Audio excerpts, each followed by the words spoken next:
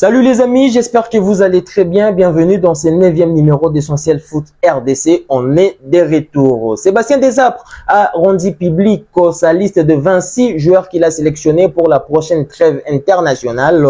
Parmi les 26 joueurs, il y a 4 nouveaux visages. Il s'agit notamment du portier Dimitri Berthaud, du défenseur Brian Bayeye qui évolue en Italie, on en parlera. Grady Diangana qui évolue en Angleterre, mais surtout les très attendus Simone Banza. Alors, qui sont-ils vraiment ces 4 nouveaux visages de la dernière liste de Sébastien Desabre pour la prochaine trêve internationale? On commence par les portiers des Montpellier. Ce n'est qu'un deuxième gardien qui n'a joué aucun match cette saison 2023-2024. Il s'agit de Dimitri Berthaud qui a signé son premier contrat professionnel avec le club français de la première division le 1er juillet 2017. Avant, il évoluait toujours dans ces clubs, mais du côté de l'équipe B depuis 2014.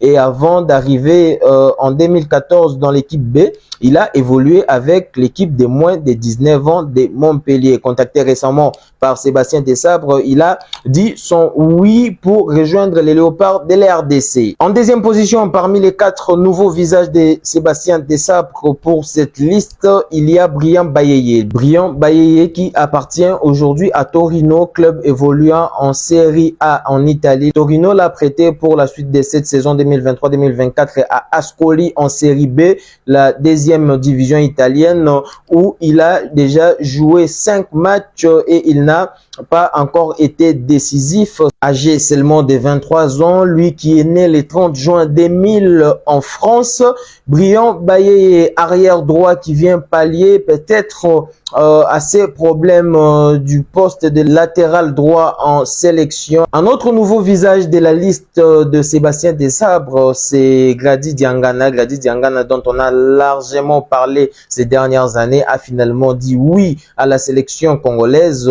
Le joueur de 25 ans qui évolue au poste d'ailier droit a déjà joué 4 matchs en championship cette saison avec son club, les West Brom. Enfin, le 4e et dernier nouveau joueur dans cette liste de Sébastien Desabre, c'est les très attendus Simone Banza. Simone Banza qui marche sur les championnats portugais de la première division avec déjà à cette période de la saison 5 buts marqués, une passe décisive, délivré le tout en 7 matchs seulement avec le FC Braga. On vous signale que Braga joue également la Ligue des champions de l'IFA.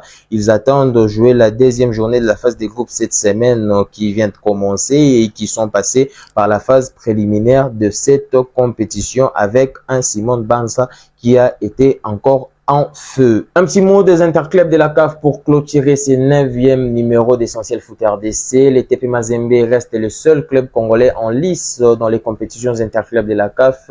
Précisément en Ligue des Champions, Mazembe qui a décroché son ticket pour la phase des groupes de cette compétition 3 ans après avoir joué pour la dernière fois cette étape de la compétition. C'était grâce à sa victoire 4-0 ce week-end face au FC Niassa de Malawi. L'ouverture du score a été l'œuvre de Kevin Mondeko à la 5e minute, imité à la 12e minute par Glody Likonza pour faire les breaks. Le 3e but est venu à la 27e minute grâce à Cheikh Fofana, alors que les 4e et dernier but de ces matchs, tous les buts ont été marqués en première période. Le 4e et dernier but de ces matchs est venu par l'entremise de Marcel Ngimbi. Le TP Mazembe qui va tout simplement attendre le tirage au sort de cette phase de groupe de la Ligue des champions de la CAF pour essayer d'aller le plus loin possible dans cette compétition. Mazembe qui est également très en forme en championnat de la Ligue Foot, la Ligue 1, qui va pouvoir valablement représenter toute la République démocratique du Congo en Ligue des champions de la CAF.